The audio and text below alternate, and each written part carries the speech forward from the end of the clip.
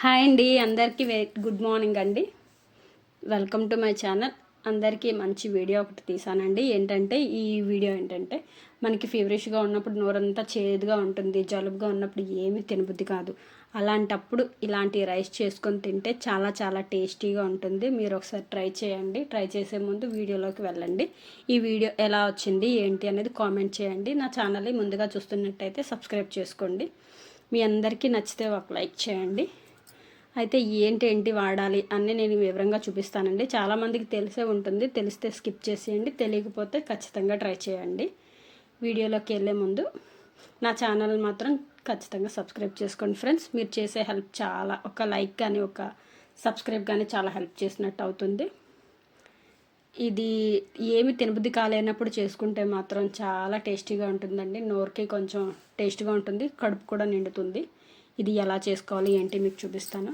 First oil heat చేసుకుంటాము. ఒక బాండీలో ఆయిల్ హీట్ చేసుకున్న తర్వాత పోపు దినుసులు వేసుకోవాలండి.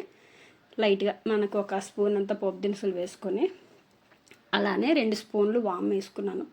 ఎక్కువ కూడా వేసుకోవచ్చండి. నేనైతే ఒక 2 స్పూన్లే వేసుకున్నాను రైస్కి తగ్గట్టుగా. దీనికి చింతపండు అవన్నీ యాడ్ చేసుకోవాలండి. చేసుకోవడం వల్ల పుల్లగా కొంచెం కారంగా బాగుంటుంది. ఇలా 2 స్పూన్లు వామ్ వేసుకొని బాగా ఫ్రై అయిన తర్వాత ఎండుమిరపకాయలు వేసుకొని దాంతోనే పచ్చిమిరపకాయలు కూడా వేసుకోవాలండి. ఆ పచ్చిమిరపకాయలు ఎండుమిరపకాయలు బాగా ఫ్రై అయిన తర్వాత ఆనియన్స్ కూడా కట్ చేసుకొని పక్కన పెట్టుకొని అవి కూడా వేసేసి ఫ్రై చేయాలన్నమాట. ఇవి బాగా ఇలా ఫ్రై అవుతుంటుండగానే మనం టమాటా ముక్కలు కూడా యాడ్ చేసుకొని ఫ్రై చేసుకోవాలి.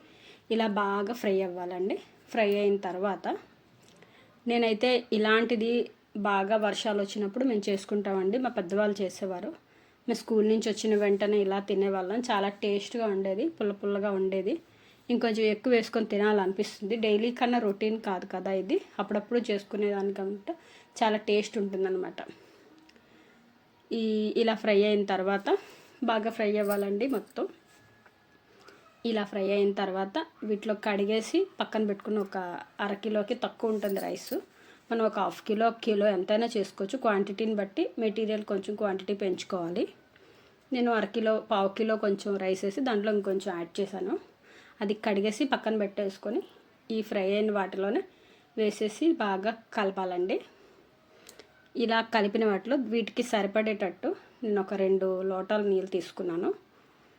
లోటాలు నీళ్ళు తీసుకొని శుభ్రంగా ఈ ఫ్రై అవుతున్న దాంట్లోనే మనం వాటర్ యాడ్ చేసేసుకోవాలి. వాటర్ యాడ్ చేసుకున్నప్పుడు రైస్ కుక్ అవ్వాలి కదా మెయిన్. ఈ సరిపడేటట్టు వాటర్ అనేది యాడ్ చేసుకోవాలి. వాటర్ యాడ్ చేసుకున్న తర్వాత మనం ఇలానే కొంచెం అవసరమైతే ఉప్పు కారం ఇది బాగా ఉడికిన తర్వాత మనం కారం ఉప్పు అనేది యాడ్ చేసుకోవాలన్నమాట. కొంచెం కుక్ అవ్వాలి. ఉప్పు కారం వేసేస్తే బేగా కుక్ అవుతుంది కదా. ఇలా వేసిన తర్వాత మనం దీన్ని మూత పెట్టేసుకొని పక్కన పెట్టేసుకోవాలి. మూత పెట్టేసుకోవాలండి స్టవ్ మీదే. ఇది ఈలోగా కుక్ అవుతూ ఉంటుంది. కుక్ అయిన వెంటనే మనం కావలసినంత కారం ఉప్పు యాడ్ చేసుకోవచ్చు. చూసారా, ఇలా మూత పెట్టేశానండి. చూసారా అయ్యింది. ఎలా కుక్ అవుతుందో తిరగబడి ఉడికింది కదా. ఉడికిన దాంట్లో సాల్ట్ యాడ్ చేసుకోవాలి. ఇలా మనం చూసుకున్న తర్వాత ఓకే కుక్ అయింది అని అనిపిస్తున్న తర్వాత మనం కారం ఉప్పు అనేది యాడ్ చేసుకోవాలన్నమాట. నేను 1 స్పూన్ వేసుకున్నాను. కారం ఇంకొంచెం కావాలి అనుకుంటే మళ్ళీ మనం యాడ్ చేసుకోవచ్చు. సరిపడేటట్టు మన టేస్ట్కి తగ్గట్టుగా మనం కారం ఉప్పు అనేది యాడ్ చేసుకోవాలన్నమాట. ఇలా బాగా కుక్ అవ్వాలి. చూసారా, ఇవంతా అసలు ఈ టమాటాలు అవన్నీ కనిపించండి మనకి బాగా కుక్ అయిపోతే. ఇలా కుక్ అయిన తర్వాత సాల్ట్ కూడా యాడ్ చేసేసుకోవచ్చు. సరిపడేటట్టు సాల్ట్ యాడ్ చేసుకున్నాను నేను. ఇది బాగా ఉడికిన తర్వాత మనం అప్పుడు చింతపండు నేను ఆల్రెడీ రసం తీసుకొని ఒక గ్లాస్ అంతా పక్కన పెట్టిన చిక్కగా రసంలా తీసుకోవాలండి. రసంలా తీసుకున్న ఈ ఉడికిన దాని మీద కొంచెం గ్లాసు చింతపండు రసం అయితే తీసుకున్నానండి. మనం వాటర్ తాగేంత గ్లాసు, ఆ గ్లాస్తో తీసుకొని మొత్తం స్ప్రెడ్ చేసుకోవాలి. ఉడుకుతున్న రైస్లో వేసేసుకోవడమే. ఇంకా పులుపు కావాలి అంటే పులుపు యాడ్ చేసుకోవచ్చు. మాకైతే సరిపోతుంది. చూడండి, ఇలాగా ఆల్రెడీ రసం తీసి పక్కన పెట్టుకున్నాను కనుక ఇబ్బంది లేదు. ఇలా కలిపేసుకొని మొత్తం రైస్ అంతా బాగా కుక్ అవ్వాలండి. ఆ చింతపండు కూడా రైస్లోకి ఇంకాలి. చూసారా ఫ్రెండ్స్, ఈ విధంగా వచ్చింది. బాగా దగ్గర అవుతుంది అనిపిస్తుంది. సాల్ట్, కారం అది సరిపోకపోతే మనం మళ్ళీ ఇప్పుడు యాడ్ చేసుకోవచ్చు. మాకైతే సరిపోయింది. కరివేపాకు అవన్నీ కావాలంటే మళ్ళీ యాడ్ చేసుకోవచ్చు. చాలా హెల్దీ అండి ఇలాంటి ఫుడ్. మనం రేర్గా పిల్లలు ఇలాంటివి ఏంటి ఇప్పుడు తెలీదు.